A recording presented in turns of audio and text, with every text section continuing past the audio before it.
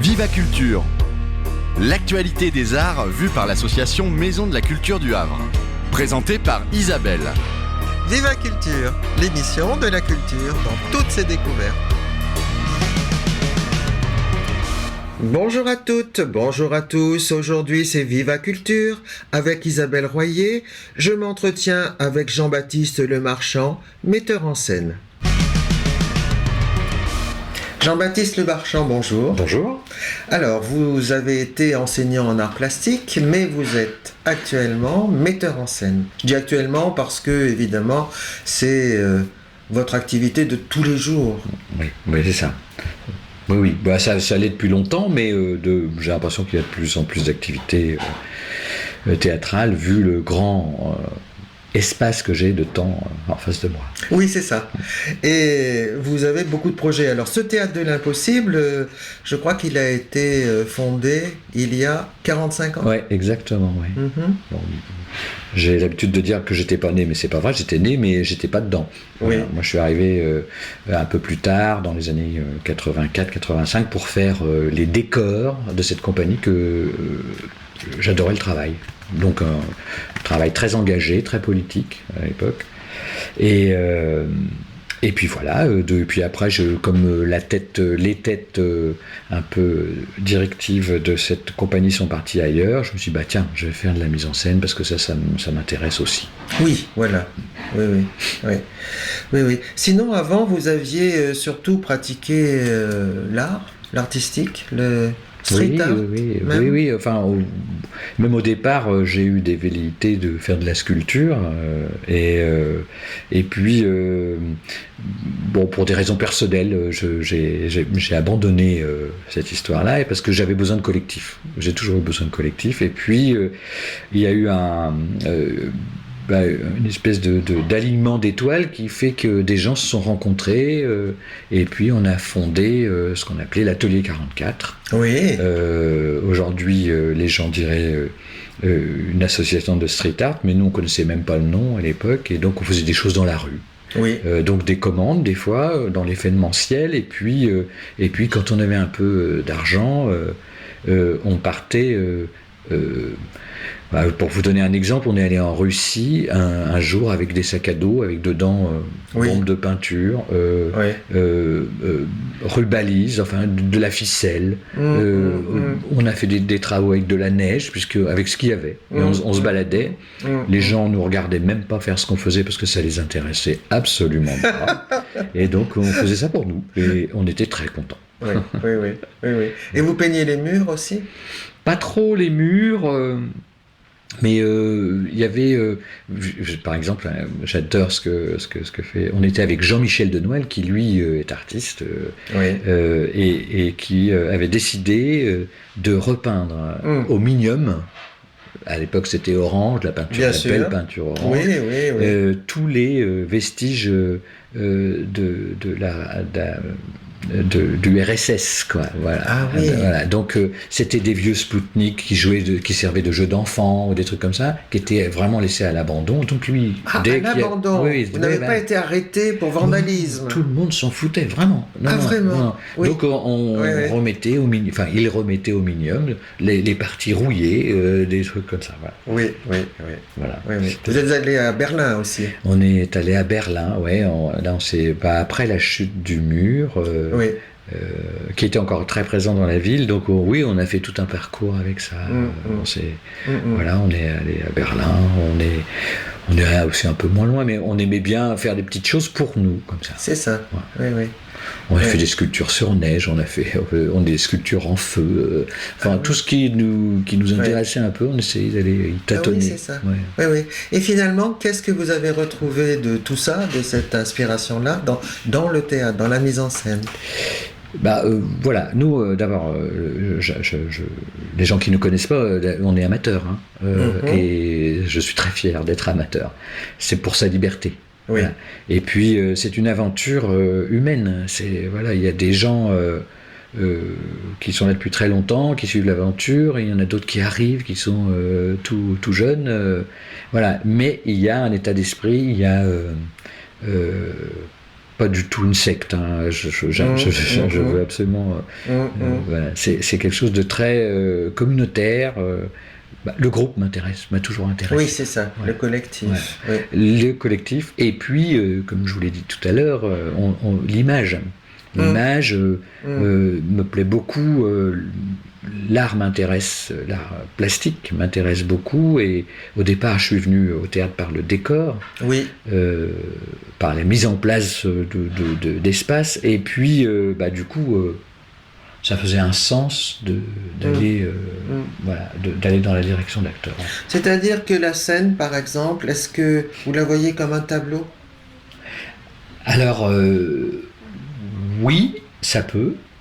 Mais alors évidemment, amateur, économie de moyens, hein. On est dans une économie extrême. Ah oui. Mais c'est très intéressant. Oui. Très intéressant. Ça oblige à penser. Oui, c'est ça, voilà. À ruser. Voilà. Oui. Et c'est pour ça aussi qu'on a fait une autre forme de théâtre qu'on appelait les théâtres à l'arraché, c'est-à-dire qu'on investit des lieux qui sont déjà un décor. Oui. Voilà. Donc on emmène les gens dans un lieu qu'ils connaissent pas ou qu'ils connaissent mais de loin, et puis on joue dedans. Et là la question du décor est juste une mise en lumière de ce qui existe. Ah oui, c'est vrai. Voilà. Oui. En fait, c'est un espèce de théâtre du pauvre. Hein. Oui. C'est offert à tout le monde. Et d'ailleurs, c'était le principe du théâtre à l'arraché. C'était quand on a commencé, c'était en francs, c'était 2 francs. C'est-à-dire presque rien. On emmenait les gens, ils ne savaient pas où ils allaient, ils ne savaient pas ce qu'ils allaient voir. Voilà. On arrivait à emmener comme ça en bus. Oui. Vous faites ça dans la forêt de Montjon, non ? Alors ça, on a fait... oui, voilà, par exemple, ça c'est plus... alors, la forêt de Montjon, c'était un truc tout simple, c'est que comme aujourd'hui... Grâce au roi sécurité, on n'a plus le droit de faire n'importe quoi. Enfin voilà, parce que c'est comme ça qu'ils disent, ne pas faire n'importe quoi. Donc la sécurité nous ferme beaucoup de portes à des lieux en friche. C'est plus possible de le faire. Ou alors en prenant des grosses responsabilités personnelles. Mais et puis on s'est dit on va aller en forêt. En forêt, personne ne va rien nous demander. C'est pas vrai. On nous demande aussi la forêt, on nous demande qu'est-ce qu'on va faire, où est-ce qu'on va le faire, balisage, convention. Voilà. Bon, bref, on pensait faire quelque chose de très libre et en fait, on a fait un truc un peu comme d'habitude, c'est-à-dire un peu guindé. Oui. Et voilà, on a fait une sortie soir en forêt avec des gens qu'on veut refaire cette année, mais on n'a pas l'espace-temps pour le faire. Mais on le refera. On le refera. C'est-à-dire qu'en fait, vous inventez des formes, vous inventez des genres de spectacles, comment dire ? C'est notre moteur un petit peu d'essayer d'essayer de trouver des niches comme ça qui puissent faire... on a un gros intérêt sur le public de faire venir des gens. Oui. Parce que on s'aperçoit que on a un public, mais qui nous suit, qui est là. Des fidèles. Mais voilà, on s'aperçoit qu'on touche une infinité. Toute petite, une petite niche de personnes, quoi. Donc on aimerait bien ouvrir, essayer de trouver des systèmes, et ça marche un peu dans les théâtres à l'arraché. On était surpris des gens qui étaient là, qu'on ne connaissait pas, qu'on avait l'impression que c'était un nouveau public. Voilà. Après, on fait ce qu'on peut avec ce qu'on a. Oui, bien sûr. Mais par exemple, vous avez inventé ce que vous appelez les lectures bougées ?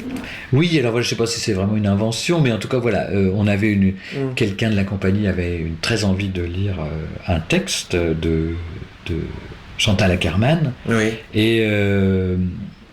Et puis après, on s'est dit, non, tout seul comme ça, la lecture, c'est pas notre secteur, quoi.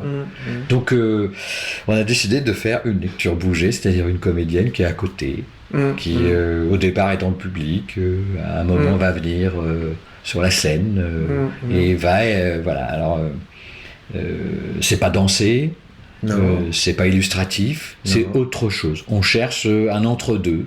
Oui. Il faut pas que ça gêne la lecture. Non. Il faut que ce soit un accompagnement visuel, mais sans être illustratif. Oui. C'est difficile. Oui, c'est difficile, mais intéressant. Oui. Et comme on est amateur, on n'a rien à perdre. Voilà. Oui, oui, oui.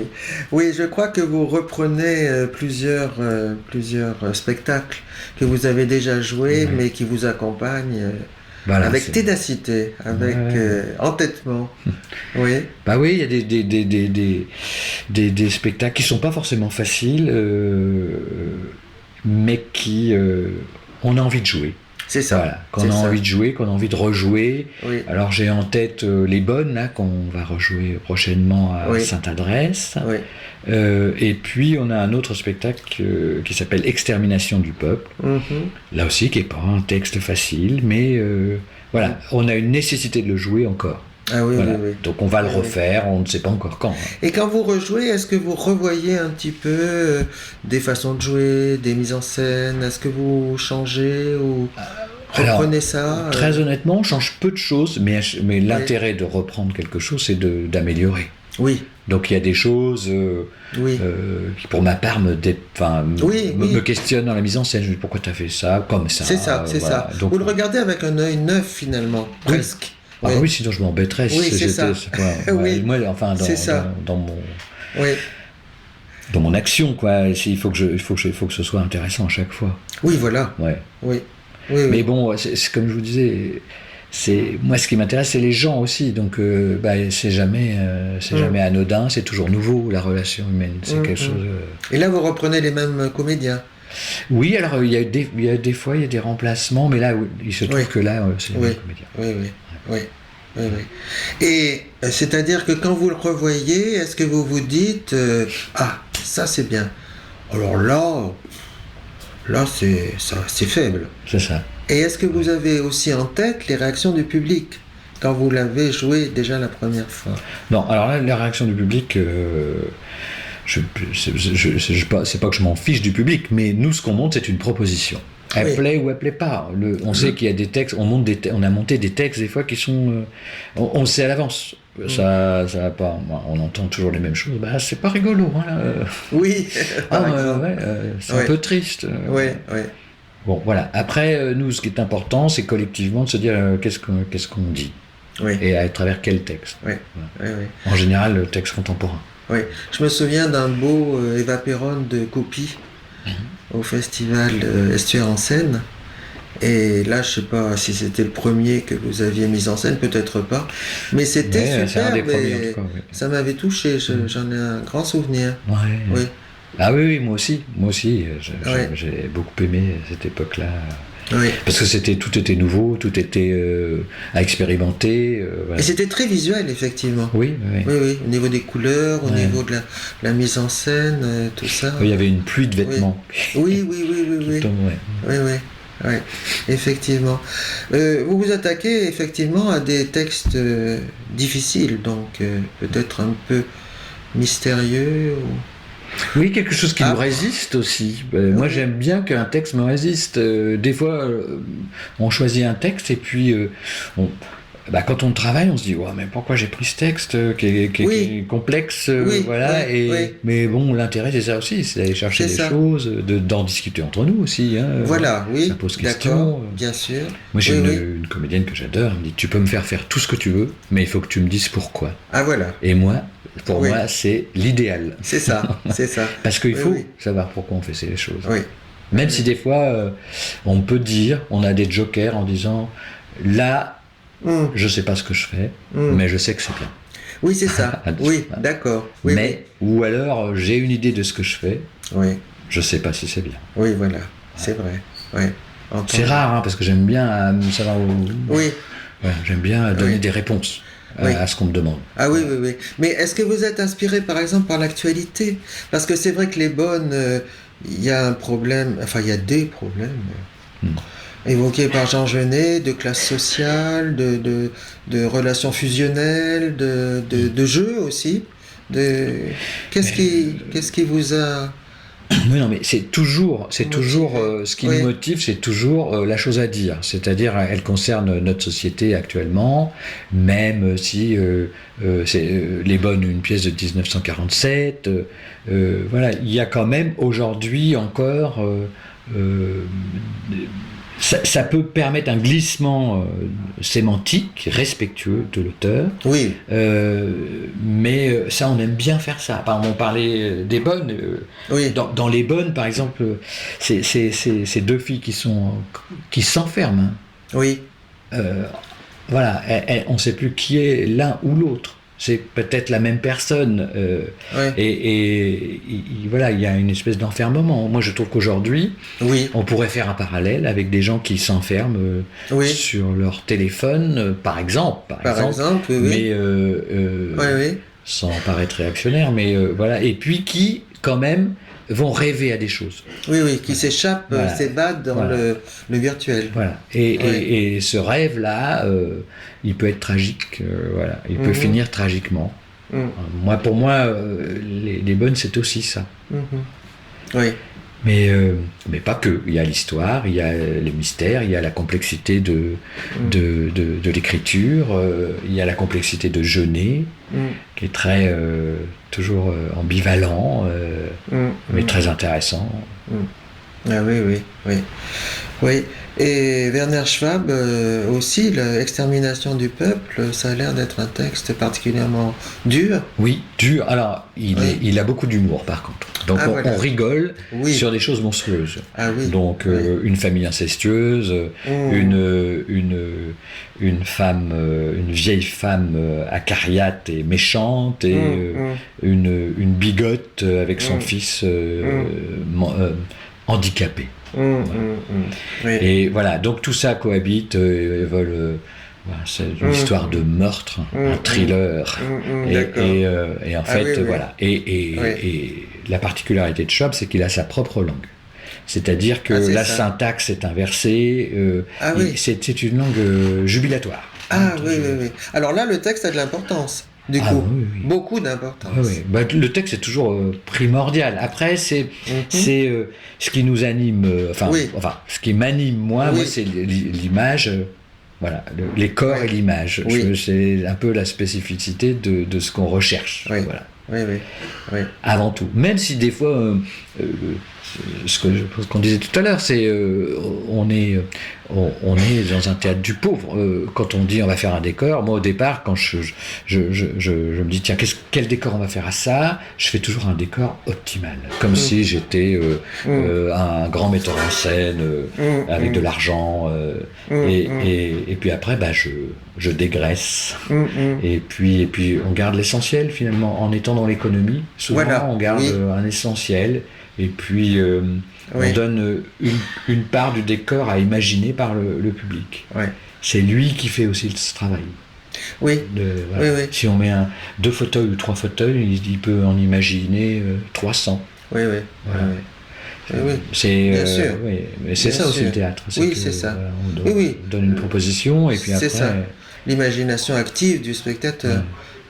En même temps, j'ai l'impression, mais je ne sais pas si c'est vérifié de votre côté, sur scène, je veux dire, j'ai l'impression que le public est souvent très, très patient, très reconnaissant, très souvent, il applaudit beaucoup. Alors, je suis un peu mal placé pour ça, parce que moi, je sais que les gens qui viennent me voir souvent après un spectacle, c'est ceux qui ont aimé. Ceux qui n'ont pas aimé, ils sont déjà partis. Et donc, en fait, je sais pas, puis je sais pas si ça m'intéresse vraiment. C'est ce que je disais pas ça il y a quelques temps, mais maintenant je le dis. J'ai pas dit que le public m'intéressait pas. Hein. Au contraire, moi je fais un travail pour un public. C'est un dialogue. Finalement. Mais voilà, on fait une proposition, elle est ce qu'elle est. On l'aime ou on l'aime pas. C'est légitime. Voilà. Et puis, mais on a fait, en général, je pense que quand on met un spectacle au monde, on se dit on a fait ce qu'on a pu. Avec les moyens qu'on a, avec l'esprit que nous avons, qui voilà, et puis avec les voilà, et puis on l'a fait dans un temps donné qui est limité, parce que c'est aussi ça le travail amateur. Les gens se voient après le travail, on se voit le soir. Quand on a fait 2 heures, 2 heures et demie, les gens baillent et puis ils se disent on irait bien se coucher parce que demain on travaille de bonne heure. Voilà.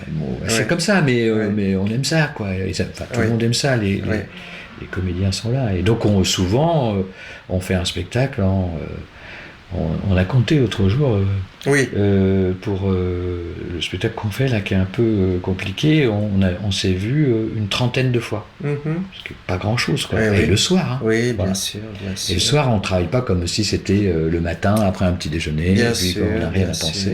Voilà. Oui, oui. Oui, parce que vous jouez aussi Mademoiselle Agnès et Rupture. Voilà. Voilà, Rupture, pas encore, mais pièces. c'est au mois de mai que ça commence. Rupture, ce mais sera on est en mois plein de mai. dedans. Quoi. Vous êtes dedans. Mm. Oui, oui, oui. Et Mademoiselle Agnès, c'est un projet particulier, ça? Alors, Mademoiselle Agnès, c'est une pièce d'une Allemande qui s'appelle Rebecca Kretscheldorf Mhm. et qui reprend le misanthrope. Alors, Oui. c'est pas un calque du misanthrope, Mhm. mais ça reprend le misanthrope dans le milieu artistique, sûrement de Berlin. Mhm. C'est pas dit, hein, Mhm. mais ça ressemble vraiment à Berlin, quoi. Mhm. Donc, et puis, comme son nom l'indique, Mademoiselle Agnès, qui est le misanthrope Oui. de la pièce, Oui. a toute une cour autour d'elle, et il va se passer plein de choses. Voilà. Mhm. Mhm. Mais j'aime beaucoup ça parce que dans cette pièce, c'est toujours Molière. Alors, il y a le misanthrope, mais il n'y a pas que le misanthrope. Oui. Molière est toujours en train de faire parler des gens avec des circonvolutions, enfin les Sganarelle et compagnie, C'est vrai, qui arrivent vrai. toujours à leur fin, Mm. mais par ruse Mm. ou aussi des fois pour pas blesser l'autre. Mm. Comment on peut arriver à nos fins sans blesser l'autre. Mhm. Quoi. Mhm. Voilà. Et, Mm. et toujours cette notion de vérité crue Oui. que Molière aime bien. Et là, on est vraiment dans ce problème-là. Ah oui, c'est Cette ça. Mademoiselle Agnès, elle ne ment, elle le dit elle-même, elle dit je suis seulement la personne qui ment le moins au monde. C'est ça. Voilà. C'est ça. Mais c'est terrible. Et c'est terrible, ça Ouais. peut être terrible, Ouais, ça peut être effectivement. terrible. Parce que Oui. Oui, on oui. a tous besoin de filtres à un Ouais. moment donné et Ouais. de se protéger. Ouais. Et de protéger l'autre, des fois. Qu'est-ce que je veux dire? Est-ce que c'est un théâtre engagé, vous diriez? Sur cette pièce-là, En général. en général, on essaye d'avoir une chose à dire importante. Alors, ça se voit pas forcément, mais oui, il y a aussi, il y a un engagement. Mademoiselle Agnès, elle ressemble à beaucoup de gens qu'on a autour de nous. Oui. Voilà, et évidemment, on a envie de parler de ces gens-là. Oui. Qui sont à la fois, Mademoiselle Agnès, elle est insupportable, mais elle est extrêmement touchante. Ah oui, oui. Je pense qu'on va, dans le spectacle, on va passer par toutes les couleurs d'appréciation du jeu de la comédienne. Oui. On passe par l'admiration, on passe par le dégoût et l'empathie. Ah oui. Ouais. Ça, et quand je dis ces trois mots-là, en fait, c'est pas mal Molière aussi. Enfin, je pense que le théâtre de Molière correspond bien à ça. Mhm. Donc, c'est en ça que c'est. Si c'est pas un calque, c'est pas calqué Oui. à la lettre sur le misanthrope, mais en tout cas, voilà, il y a un esprit de Molière et qui est encore là, Oui, oui, c'est ça. qui est encore Oui, ici et qui Ouais. permet de comprendre plein de pièces de Molière, je trouve. Quand même. Oui, oui. Oui. Oui, oui. Oui. Vous aviez repris aussi, je crois, une pièce de Pomerat, Cendrillon, non? Ah, on avait fait Cendrillon, oui. Vous aviez fait Ouais, Cendrillon. voilà. Oui, oui. Et dans Je l'avais vu oui, au oui, théâtre de l'Hôtel de ouais. Ville. Ah, on aime beaucoup Oui. l'écriture de Pomerat. C'est quelqu'un qui me subjugue à chaque fois dans sa manière d'aborder des sujets avec des points de vue inattendus. Contes et légendes, par exemple, aussi, c'était bluffant. Ouais, Récemment, voilà. Par exemple, oui. Contes et légendes, Oui, moi, oui. comment parler de l'adolescence. Voilà. Et là, des fois, on voit une scène qui arrive, on se dit, mais où on est là, et puis paf, il Oui, arrive, oui. et on comprend. Ah oui, oui, oui. Là aussi, Ouais. la responsabilité du spectateur Oui. sur ça, quoi. Après, bon, il a sa patte, il a ce travail de titan, hein, dans quelque chose qui paraît tellement simple, mais qui est tellement sophistiqué dans sa mise en place. Quoi. Oui, oui, oui. Non, moi j'adore cet homme-là. Ah oui. Et souvent, il n'a pas de décor. Ou quasiment pas. Oui, ça dépend ce qu'on appelle pas de décor. Oui. Quand voilà. il veut du noir, il a des pendrillons spéciaux. Oui, c'est ça. Il fait peindre les plateaux Oui. d'une peinture qui va être absolument pas réfléchissante. Enfin, C'est voilà. ça. Mais il n'a c'est pas ça. de décor. Oui, oui. Bon. Voilà. Eh bien, écoutez, on va s'arrêter là. je crois. Merci beaucoup. Le prochain rendez-vous, c'est quand? Alors, alors, il faut pas que je me trompe, le 27 mars, le Oui. prochain rendez-vous. Oui. Et puis après, avec Mademoiselle Agnès. Et D'accord. puis, l'autre rendez-vous, ce sera au mois de mai. Je crois que c'est autour du 15 mai. D'accord. Il y a plusieurs jours. D'accord. Ce sera pas dans un théâtre. Oui. Voilà, Bon. mais je peux rien vous dire d'autre. Et puis ce sera Rupture, D'accord. qui va parler de la rupture, de plein de formes de rupture, mais surtout amoureuse. D'accord. Voilà. Voilà. Bon. Eh bien, merci beaucoup et puis Merci bon à vent. vous.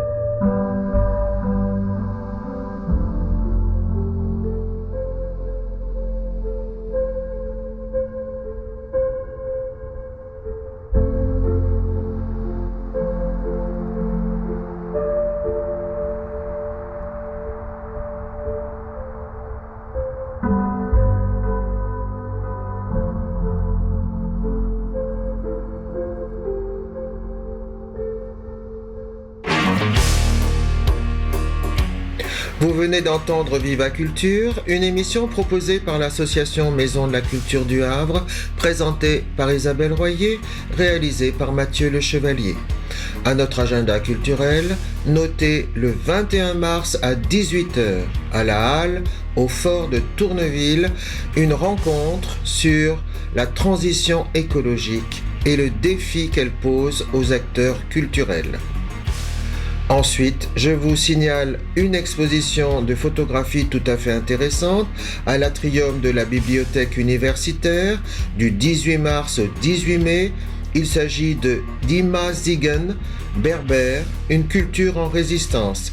Imazigen signifie homme libre, c'est le nom originel du terme occidental berbère.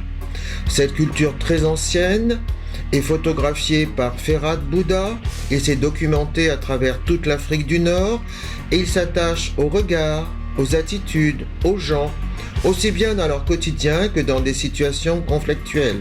Il a suivi les traces des Berbères au Maroc, à l'Égypte, en passant par l'Algérie, la Libye ou encore le Mali. C'est en accès libre de 8h30 à 19h toute la semaine, le samedi de 10h à 18h, et une rencontre est prévue avec le photographe retrouvé sur le site de la bibliothèque universitaire. Sinon, je vous incite encore à prendre les quelques journaux qui subsistent. Le prochain va paraître à partir de début avril. Je vous invite bien sûr à nous rejoindre. Notre bistrot culture aura lieu finalement le 29 mars au Vivant à 17h30, et je vous souhaite une bonne semaine. À bientôt.